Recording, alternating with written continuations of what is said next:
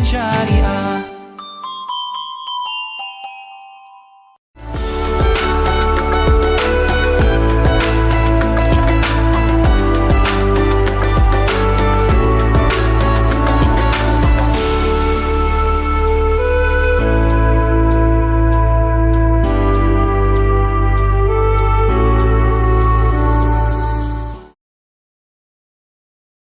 Dipersembahkan oleh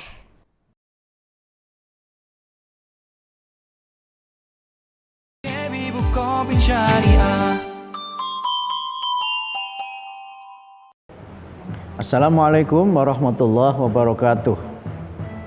Alhamdulillah alladzi anzalal kitaba wa lam yaj'al lahu iwaja.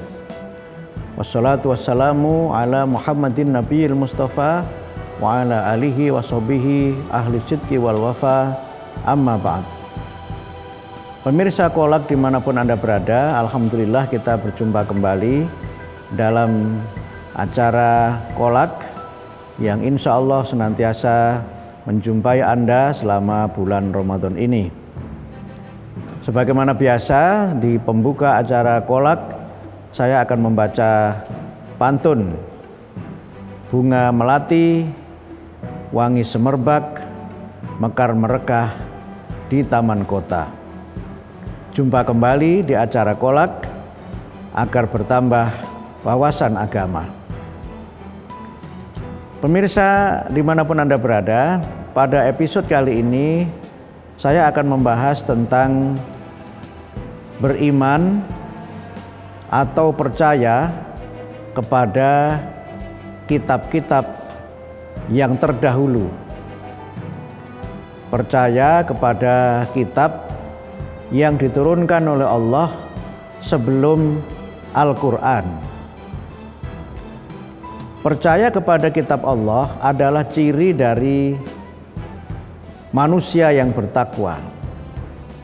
Sebagaimana firman Allah di dalam surah Al-Baqarah ayat yang keempat. Orang-orang yang beriman itu adalah walladzina yu'minuna bima unzila ilaika wa ma unzila min qablik wa bil akhirati hum yuqinun. Mereka yang beriman kepada apa yang kami turunkan kepadamu, maksudnya adalah Al-Quran, dan apa yang aku turunkan sebelum kamu, maksudnya adalah kitab-kitab terdahulu, dan orang-orang yang percaya atau yakin akan datangnya hari akhir. Kalau kita kaitkan ayat ini dengan firman Allah di dalam ayat-ayat dan surat Al-Quran yang lainnya, kita mendapatkan penjelasan bahwa kitab-kitab yang diturunkan sebelum Al-Quran ada 3. Yang pertama adalah kitab Taurat yang diturunkan kepada Nabi Musa alaihissalam. Yang kedua adalah kitab Zabur yang diturunkan kepada Nabi Dawud alaihissalam. Dan yang ketiga adalah kitab Injil yang diturunkan kepada Nabi Musa alaihissalam. Percaya kepada Al-Quran dan percaya kepada kitab yang terdahulu selain merupakan rukun iman, juga menjadi bagian dari ciri orang yang bertakwa. Kita ketahui bahwa di antara rukun iman itu adalah percaya kepada kitab-kitab Allah. Percaya kepada kitab sebelum Al-Quran itu mengandung pengertian bahwa yang pertama, secara risalah Islamiyah, ajaran agama Islam itu merupakan satu risalah yang berkesinambungan. Risalah yang ajaran-ajarannya diwahyukan oleh Allah dari sejak Nabi Adam alaihissalam sampai Nabi Muhammad sallallahu alaihi wasallam. nabi-nabi Allah itu memiliki syariat yang berbeda-beda, tetapi risalah yang mereka bawa semuanya sama. Risalah utama yang dibawa oleh nabi-nabi Allah itu adalah tauhid, yaitu mengajak manusia, memerintahkan kepada manusia untuk menyembah hanya kepada Allah dan tidak menyekutukan Allah dengan yang lainnya. Ajaran-ajaran itu secara berkesinambungan diwahyukan dan disyariatkan oleh Allah kepada nabi-nabi sebelum Nabi Muhammad. Prinsip ini mengandung beberapa pengertian. Pengertian yang pertama adalah adanya kesatuan risalah Islamiyah seperti yang tadi sudah saya singgung. Kemudian yang kedua adalah kesinambungan misi profetik atau misi kerasulan dari para rasul-rasul Allah. Para rasul Allah itu diutus kepada umat yang memang satu dengan yang lainnya berbeda.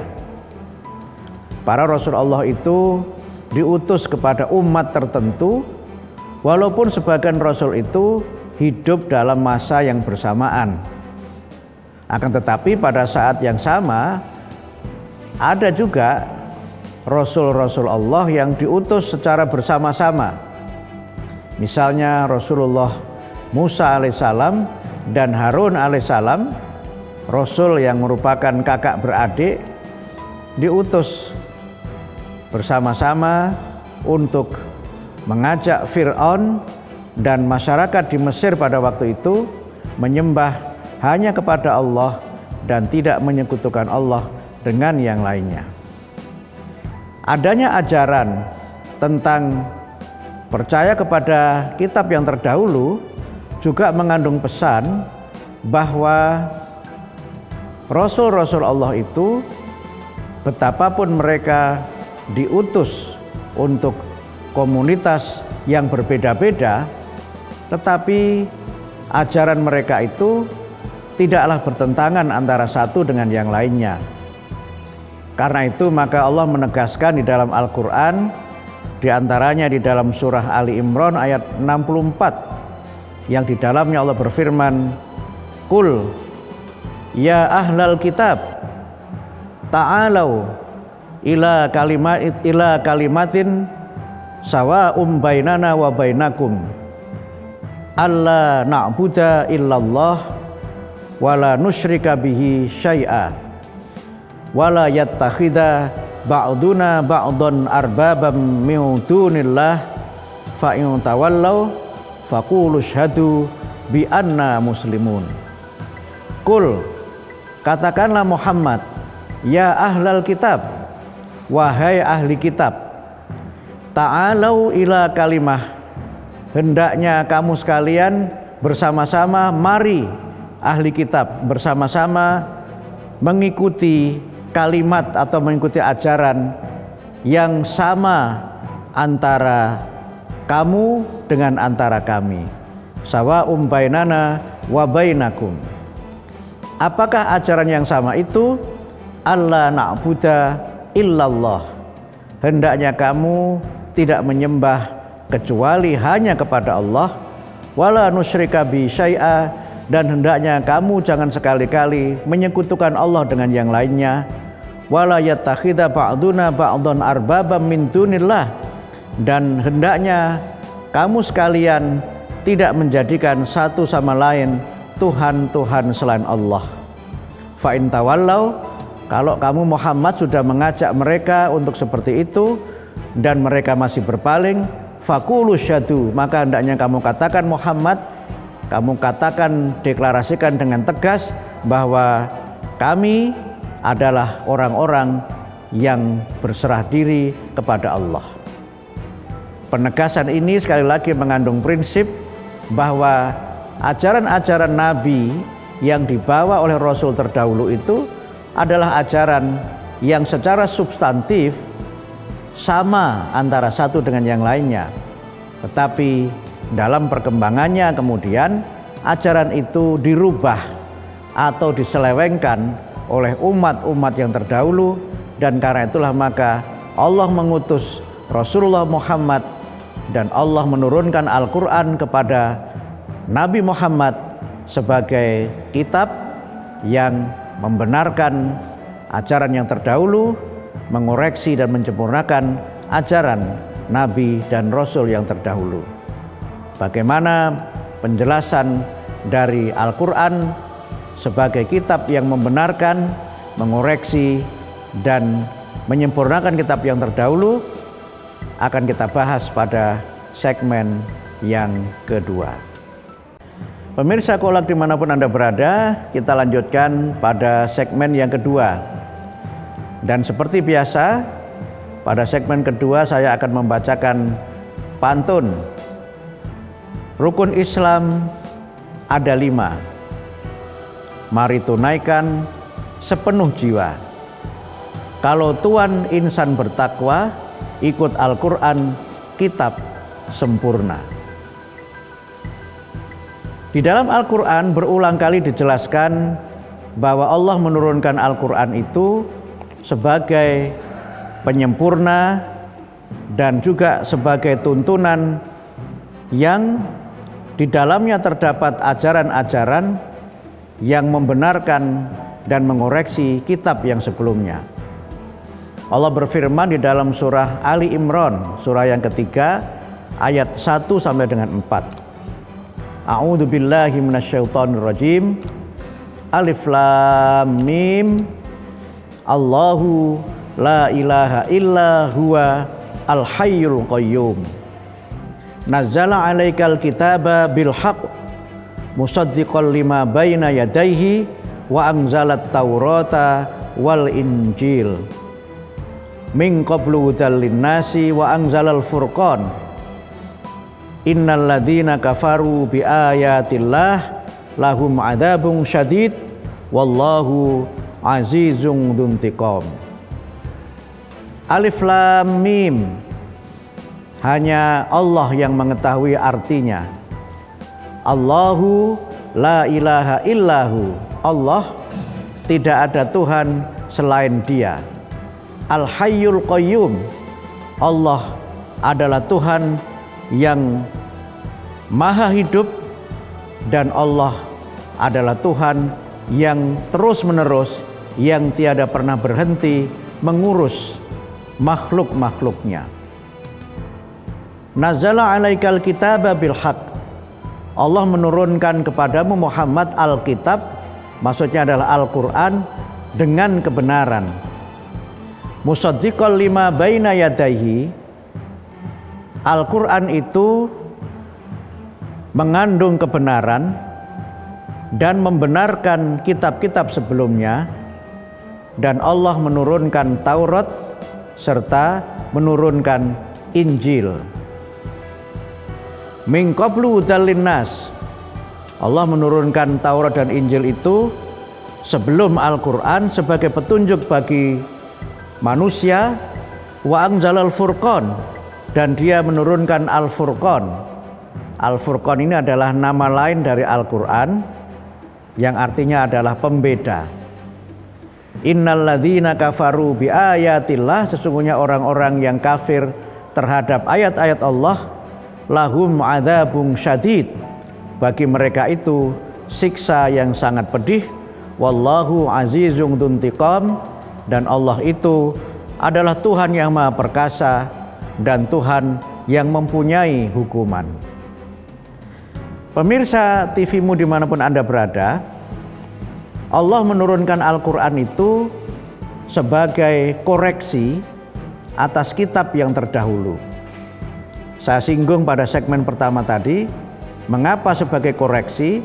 Karena memang ada ajaran-ajaran dari kitab Allah yang sebelum Al-Quran yang sengaja dirubah, sengaja diselewengkan, bahkan kemudian ditambah-tambah atau dikurang-kurangi oleh umat yang terdahulu.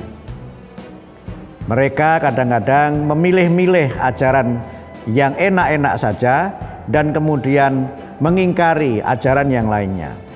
Mereka sengaja merubah-rubah ayat Allah itu demi mendapatkan harta benda.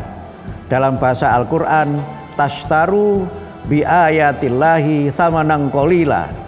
Mereka itu menjual ayat-ayat Allah dengan harga yang sangat murah. Mereka menjual ayat Allah demi mendapatkan kekuasaan, menjual ayat Allah demi mendapatkan dukungan, memutarbalikkan tafsir, memutarbalikkan ajaran-ajaran Allah, wahyu Allah demi mendapatkan pujian manusia dan berbagai bentuk penyimpangan yang lainnya. Atau mereka tetap saja tidak merubah ajaran itu tetapi tidak mematuhinya. Karena itu maka Al-Quran meluruskan atau mengoreksi ajaran-ajaran yang sudah diselewengkan itu agar manusia tetap berada pada jalan Allah. Atau yang kedua, meneguhkan atau memperkuat. Maksudnya adalah ajaran-ajaran yang sudah diwahyukan kepada Nabi sebelum Nabi Muhammad disyariatkan kembali kepada Nabi Muhammad. Tetapi ajaran-ajaran itu mungkin dari sisi pelaksanaannya tidak sepenuhnya sama. Misalnya ajaran tentang sholat, sudah kita bahas sebagian pada episode terdahulu. Allah mensyariatkan kepada Nabi Musa alaihissalam untuk menunaikan sholat. Di dalam Al-Quran surat Toha Allah berfirman, Innani anallah la ilaha illa ana fa'budni wa aqimis sholata lidzikri. Ketika Nabi Musa itu ingin sekali melihat wujud Allah, ingin sekali melihat fisik Allah, Nabi Musa kemudian diberikan wahyu untuk menuju ke sebuah tempat yang tempat itu memang sangat gelap, dan kemudian tiba-tiba muncul sebuah cahaya yang sangat terang, dan saking terangnya cahaya itu kemudian Musa alaihissalam pingsan. Pada saat beliau dalam posisi yang antara sadar dengan tidak sadar itu, Allah menurunkan wahyu, Innani anallah, Musa, aku ini adalah Allah. La ilaha illa ana fa'budni, tidak ada Tuhan selain aku, maka hendaknya kamu hanya menyembah kepadaku. Wa aqimis sholata lidzikri, dan hendaknya kamu menunaikan sholat agar kamu senantiasa ingat kepadaku. Jadi sholat disyariatkan kepada Nabi Musa, juga kepada Nabi Muhammad SAW. Nabi Ibrahim juga disyariatkan untuk melaksanakan sholat. Bahkan beliau berdoa kepada Allah agar beliau dan keturunannya juga menjadi orang yang senantiasa melaksanakan sholat. Nabi Ibrahim berdoa kepada Allah agar dirinya menjadi orang yang mukim sholat. Orang-orang senantiasa mukim, konsisten melaksanakan sholat. Rabbi ij'alni muqimas sholati wa min dzurriyyati. Ya Allah, jadikanlah aku dan keturunanku, anak cucuku, sebagai orang yang senantiasa konsisten melaksanakan sholat. Bahkan demi melaksanakan sholat itu, Allah memerintahkan kepada Nabi Ibrahim untuk membangun Ka'bah. Jadi sholat disyariatkan dari masa ke masa, dari Rasul terdahulu kepada Rasul Muhammad, tetapi yang berbeda adalah cara pelaksanaan sholatnya. Cara dan waktu menunaikan sholat itu berbeda-beda, tetapi sholat sama-sama diperintahkan. Haji diperintahkan kepada Nabi Ibrahim, korban diperintahkan dari zaman Ibrahim, dan kemudian diperintahkan kembali pada masa Nabi Muhammad dan juga pada Nabi sebelum Nabi Muhammad. Puasa Ramadan juga demikian, sebelum Nabi Muhammad sudah disyariatkan dan disyariatkan kembali kepada umat Nabi Muhammad. Sebagaimana ayat yang sering kita baca, kama kutiba 'alal ladzina min qablikum. Puasa diwajibkan kepada umat sebelum kamu. Karena itu maka Quran itu memperkuat, meneguhkan ajaran yang dibawa oleh Nabi yang terdahulu, dan kemudian yang ketiga, Quran menyempurnakan. Maksudnya mengajarkan syariat yang baru yang sebelumnya tidak diajarkan kepada umat sebelum Nabi Muhammad. Bagaimana pembahasan selanjutnya tentang persoalan percaya kepada kitab terdahulu, kitab sebelum Al-Quran, kita akan bahas lagi pada segmen yang ketiga. Pemirsa Kolak dimanapun Anda berada, pada segmen ketiga ini kita akan bahas mengapa kita harus beriman kepada kitab sebelum Al-Quran atau selain Al-Quran. Pertama, tadi sudah kita singgung bahwa ini untuk mengoreksi ajaran Allah yang diselewengkan oleh umat sebelum umat Nabi Muhammad. Kemudian yang kedua adalah untuk menegaskan bahwa sebenarnya semua Rasul Allah itu membawa risalah yang sebagian besarnya sama, terutama adalah risalatut tauhid. Karena sekarang ini ada pemahaman seakan-akan Nabi dan Rasul Allah itu membawa ajaran yang berbeda. Misalnya Nabi Musa dengan kitab Taurat itu dikatakan sebagai nabinya orang Yahudi. Memang benar, tidak keliru, karena diutus kepada kaum Yahudi. Tetapi ajaran Nabi Musa itu sebenarnya mengandung ajaran yang universal.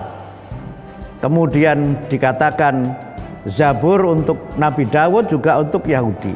Kemudian Injil dikatakan sebagai kitab sucinya umat Nasrani. Sekarang ada pendapat Taurat kitab suci umat Yahudi, Injil kitab suci umat Nasrani, Al-Quran kitab suci umat Islam. Seakan-akan kitab-kitab itu tidak bersambung-sambung. Memang ada perubahan-perubahan, tetapi dari sisi risalah, semua Rasul Allah itu adalah Rasul yang mengajak menyembah kepada Allah dan Rasul yang melarang manusia menyembah kepada selain Allah. Karena itu maka percaya kepada kitab yang terdahulu pada konteks ketika Al-Quran itu diturunkan adalah sebagai sebuah ajakan kepada orang-orang Yahudi, kepada orang-orang Nasrani untuk mereka menerima kerasulan Muhammad. Orang-orang Yahudi, orang-orang Nasrani itu mau beriman kepada Allah, tetapi tidak mau mengikuti ajaran Nabi Muhammad, bahkan tidak mengakui kenabian Muhammad. Sampai kemudian ditegur di dalam Al-Quran, kalau kamu mencintai Allah, maka hendaknya kamu mengikuti Muhammad. Qul in kuntum tuhibbunallah fattabi'uni. Katakan Muhammad kepada orang-orang ahli kitab itu, kalau kamu semua mencintai Allah, maka hendaknya kamu mencintai dan mengikuti aku. Sehingga dengan percaya kepada kitab terdahulu, Al-Quran memerintahkan secara tidak langsung kepada ahli kitab untuk mereka itu juga menerima kerasulan Muhammad. Bahkan Quran juga menegaskan bahwa Ibrahim itu bukan seorang Yahudi, bukan pula seorang Nasrani seperti klaimnya orang-orang ahli kitab, tapi Ibrahim itu adalah seorang Muslim yang hanif. Makana Ibrahimu Yahudiyya wala Nasraniyya walakin kana hanifam muslima. Ibrahim itu bukan seorang Yahudi, bukan seorang Nasrani, tapi adalah seorang Muslim, seorang yang lurus di dalam menjalankan ajaran agamanya. Karena itu maka percaya kepada kitab terdahulu itu sebenarnya berisi ajakan universal. Kalau kamu mau mengikuti Taurat, mengikuti Injil, mengikuti Zabur, maka kamu juga harus mengikuti Al-Quran. Itulah pesan yang disampaikan dengan kita beriman kepada kitab yang terdahulu. Kemudian yang berikutnya, beriman kepada kitab yang terdahulu itu juga menegaskan bahwa ajaran Nabi Muhammad adalah ajaran yang universal, yang melingkupi dan menyempurnakan apa yang belum diajarkan atau belum disyariatkan kepada umat yang terdahulu. Sehingga karena itu maka Al-Quran merupakan kitab yang tasdik, yang benar dan membenarkan. Al-Quran itu menyempurnakan ajaran yang terdahulu, karena ajaran yang terdahulu itu diturunkan kepada umat tertentu, sedangkan ajaran Nabi Muhammad dan ajaran Al-Quran itu diturunkan untuk seluruh umat manusia. Sehingga karenanya dengan percaya kepada Al-Quran, maka sebenarnya kita juga secara tidak langsung telah mempercayai ajaran dari kitab-kitab yang terdahulu. Tetapi ini juga mengandung pesan bahwa agama Islam, kitab Al-Quran tidak berarti sama dan sebangun dengan ajaran agama yang lainnya. Ini justru menjadi penegasan tentang distingsi atau perbedaan yang sangat mendasar yang memang Allah turunkan kepada Nabi Muhammad. Nabi Muhammad itu adalah nabi pamungkas, yang berarti nabi yang menyempurnakan dan nabi yang paling sempurna di antara nabi dan rasul Allah yang lainnya. Al-Quran itu adalah kitab yang terakhir, yang tentu saja the latest edition atau kitab yang terakhir itu juga menyempurnakan kitab yang terdahulu. Sehingga oleh karena itu maka sebagai orang yang beriman, kita hendaknya percaya kepada Al-Quran. Al-Quran itu semuanya benar isinya, semuanya berasal dari wahyu Allah. Sebagai orang yang bertakwa, kita percaya kepada Al-Quran dan kepada kitab yang diturunkan sebelum Al-Quran. Itu adalah bagian dari prinsip yang menegaskan sekali lagi universalitas ajaran agama Islam dan juga universalitas ajaran Al-Quran, sehingga seharusnya umat yang terdahulu atau umat sekarang ini mereka mengimani dan percaya kepada Al-Quran. Al-Quran itu merupakan petunjuk bagi seluruh umat manusia, sehingga dengan prinsip ini Al-Quran itu memiliki nilai yang mempersatukan, yang sering disebut sebagai unity of guidance, adanya kesatuan petunjuk. Kitab Taurat merupakan petunjuk bagi manusia, kitab Zabur merupakan petunjuk bagi manusia, kitab Injil merupakan petunjuk bagi manusia, dan Al-Quran juga petunjuk bagi manusia.